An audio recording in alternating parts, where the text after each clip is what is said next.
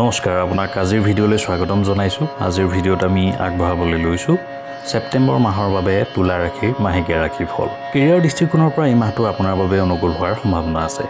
মাহৰ আৰম্ভণিতে বুধ দশম স্থানত উপস্থিত থাকিব, ফলত আপোনাৰ ভাগ্যই লগ দিব।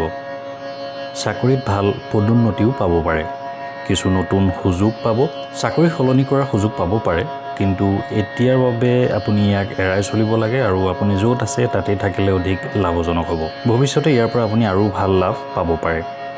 আপোনাৰ বুদ্ধিমত্তাৰ ভিত্তিত কৰ্মক্ষেত্ৰত ভাল স্থান বজাই ৰখাত আপুনি সফল হ'ব। আপোনাৰ ঊৰ্ধ্বতন বিষয়াসকলেও আপোনাৰ কামত সন্তুষ্ট হ'ব।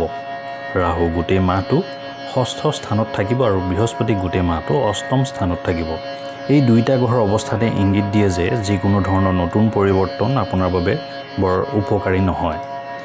ব্যৱসায় কৰাসকলৰ ক্ষেত্ৰত মংগল গোটেই মাহটো নৱম ঘৰত থাকিব, যাৰ বাবে ব্যৱসায়িক ভ্ৰমণ বৃদ্ধি পাব। ইয়াৰ বাহিৰেও পশ্চাদগমন শনিৰ দৃষ্টি গোটেই মাহটো আপোনাৰ দশম ঘৰত থাকিব, যাৰ বাবে কামৰ হেঁচা থাকিব আৰু আপুনি বহুত কষ্ট কৰিব লাগিব। মাহৰ দ্বিতীয়াৰ্ধত অৰ্থাৎ 18 তাৰিখে শুক্ৰ প্ৰথম ঘৰত প্ৰৱেশ কৰিব আৰু ব্যৱসায়ত আৰু ভাল পৰিৱৰ্তন আনিব। আৰ্থিক দিশত এই মাহটো খৰচেৰে ভৰি পৰিব, অৱশ্যে আপোনাৰ উপাৰ্জনো ভাল হ'ব। মাহৰ আৰম্ভণিতে আপুনি চৰকাৰী খণ্ডৰ পৰাও সুবিধা লাভ কৰিব পাৰে, কিন্তু গোটেই মাহটো দ্বাদশ ঘৰত ৰাহু কেতুৰ প্ৰভাৱৰ বাবে আপোনাৰ খৰচ বৃদ্ধি হ'ব। দেৱগুৰু বৃহস্পতিও অষ্টম স্থানত বহি আপোনাৰ দ্বাদশ ঘৰটোলৈ চাব আৰু আপোনাৰ খৰচ বৃদ্ধি কৰিব, আৰু মাহৰ দ্বিতীয়াৰ্ধত অৰ্থাৎ 16 তাৰিখৰ পৰা সূৰ্যও দ্বাদশ স্থানলৈ গতি কৰিব। ইয়াৰ ফলত আপোনাৰ খৰচ নিশ্চয়কৈ বৃদ্ধি হ'ব, কিন্তু আনফালে শনিদেৱে আপোনাৰ আয় বৰ্তাই ৰখাত গুৰুত্বপূৰ্ণ অৱদান আগবঢ়াব। বৃহস্পতিয়ে আপোনাক হঠাৎ কিছু ধন লাভ কৰাত সহায় কৰিব পাৰে। এই মাহত বিদেশ ভ্ৰমণৰ ক্ষেত্ৰত খৰচ হ'ব পাৰে। শ্বেয়াৰ বজাৰত বিনিয়োগ কৰিবলৈ এইটো উপযুক্ত সময় নিশ্চয়কৈ নহয়। প্ৰেমৰ ক্ষেত্ৰত মাহটো উত্তেজনা আৰু সংঘাতেৰে ভৰি পৰিব। পঞ্চম স্থানত সূৰ্যৰ শনিৰ মুখামুখি হোৱাৰ প্ৰভাৱত আপোনাৰ সম্পৰ্কত ইগ' সংঘাত আনিব পাৰে।